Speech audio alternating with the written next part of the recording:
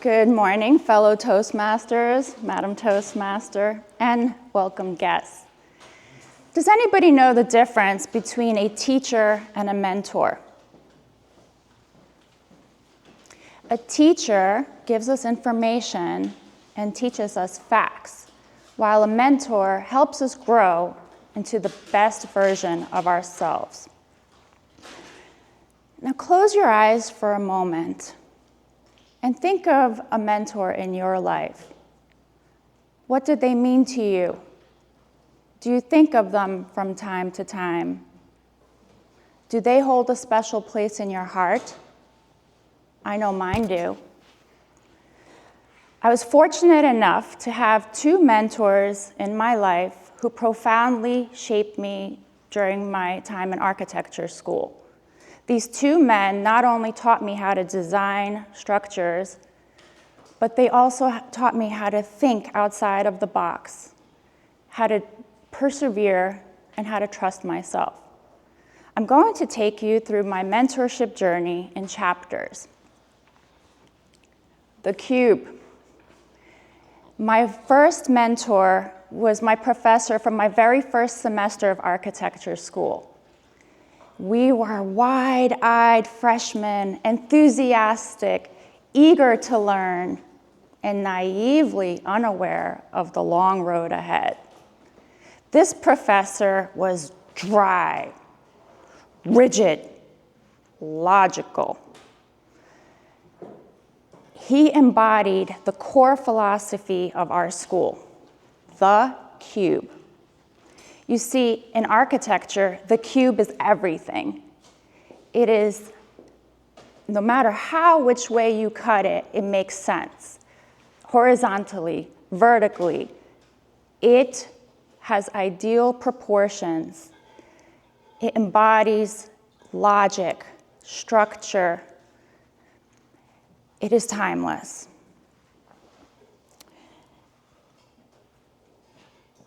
Blanking out. Sorry. Okay, transcending. I'm transcending actually by not having notes. This is my first speech without notes today. Okay. Professor Camara reminded me of my dad. Logical, structured, dry. And I understood him. He provided me with the foundation that I still stand on today. Earth and sky. My second mentor was in my third year of architecture school, and he was the complete opposite.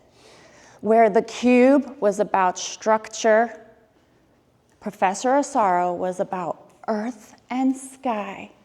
He talked about wind, light, the landscape around us, and how space makes one feel. We had a very unique opportunity that semester to collaborate with Native American tribes to create cultural centers on their reservations. In this case, I was able to incorporate the diamond structure of the tribe, of the logo, into my design. We also had a very unique opportunity to travel to South Dakota and to build a cultural center.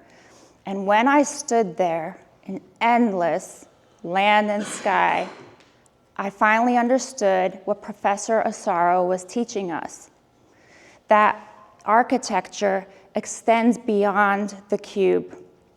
It embodies all the elements around it and the people within it. That experience changed me forever. The circle. In my fifth and final year of architecture, we were allowed to choose our advisor for our thesis year. Most students avoided my first professor. He wasn't fun. He was too dry, rigid, structured. Naturally, I chose him. I was determined to do the impossible. I was going to make the circle work with the man of the cube. My sight was Castle Clinton, a circular fort in Battery Park in New York City. This circular structure had many functions through time. It was my thesis was to take people through that history by designing a theater, a museum, and a ferry terminal inside and outside that structure. Professor Camara didn't believe we could make this work. There were long, endless, sleepless nights, endless critiques, going back to the drawing board. And almost to the very end, I didn't know if I could make this work. Something was missing. But I transcended and kept going. When a time came to present my project, I stood nervously in front of a panel of stern architects. My hands were shaking, my legs were weak, my palms were sweaty. What will they say? Will I have succeeded? The unanimous verdict and determination was that the circle worked. It was structured, logical, ordered, yet it extended beyond the boundaries of the cube. Thanks to the determined, patient perseverance and guidance of Professor Camara and the eccentric flair of Professor Asaro, I was able to make it work. You see, the things we learn are like building blocks, and they come together in harmony to create beautiful things. At the end of that year, upon graduation, I was awarded Dean's Award for Excellence in Design, one of only 2 people that year. That is mentorship. One who doesn't just teach you and tell you the answers, but somebody who walks with you until you discover them yourself. When I grew up, I got to be a mentor myself. You see, I'm also an artist, and from the time my children were small, I exposed them to art. My number 1 rule was there's no right or wrong in art.